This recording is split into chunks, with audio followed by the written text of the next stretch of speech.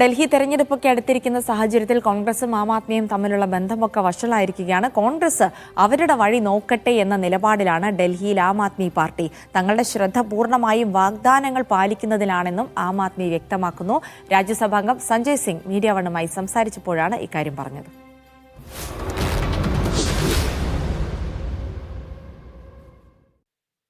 ആം ആദ്മിയുടെ സിംഹം എന്നാണ് ആം ആദ്മി പാർട്ടി പ്രവർത്തകർ സഞ്ജയ് സിംഗിനെ വിശേഷിപ്പിക്കാറുള്ളത്. സഞ്ജയ് സിംഗ് നമ്മളൊപ്പം ചേരുകയാണ്.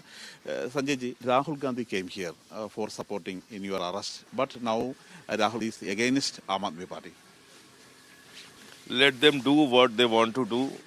We are focusing on the issues of Delhi people and we are campaigning for our promises we have given to the people of Delhi. 2100 for women every month, Mahila Samman Rasi, Sanjeevani scheme for old age people. So these are the schemes we are doing campaign on these issues, and we are focusing on the promises we have done to the people of Delhi.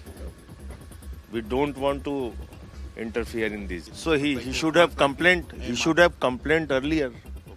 മഹാരാഷ്ട്രയിലെ തെരഞ്ഞെടുപ്പിന് തൊട്ടുമുമ്പായി 1 കോടി വോട്ടർമാരെ അധികമായി ചേർത്തു എന്ന രാഹുൽ ഗാന്ധിയുടെ ഗുരുതര ആരോപണം പരിഗണിക്കാതെ വിടുകയാണ് സഞ്ജയ് സിംഗ്. കോൺഗ്രസ് ആസ്ഥാനം ഉദ്ഘാടനം ചെയ്തപ്പോഴാണ് രാഹുൽ ഗാന്ധി ഇക്കാര്യം തുറന്നടിച്ചത്. എന്നാൽ വിഷയം പൊതുശ്രദ്ധയിൽ കൊണ്ടുവരാൻ വൈകിയതിനെ വിമർശിക്കുകയാണ് ആം ആദ്മി. രാഹുൽ ഗാന്ധി പരാതി നേരത്തെ നൽകണമായിരുന്നു എന്ന് പറയുന്നതിലൂടെ ഈ ആരോപണത്തിന് ഇന്ത്യ സഖ്യത്തിന് പിന്തുണയില്ലെന്ന കാര്യം കൂടിയാണ് വെളിവാകുന്നത്. മാസങ്ങൾക്ക് മുമ്പ് നടന്ന ലോക്സഭാ പോരാട്ടത്തിൽ സീറ്റ് പങ്കിട്ട് മത്സരിച്ച പാർട്ടികളാണ് നിയമസഭാ തെരഞ്ഞെടുപ്പിൽ പോർവിളികളുമായി തെരുവിൽ ഏറ്റുമുട്ടുന്നത്.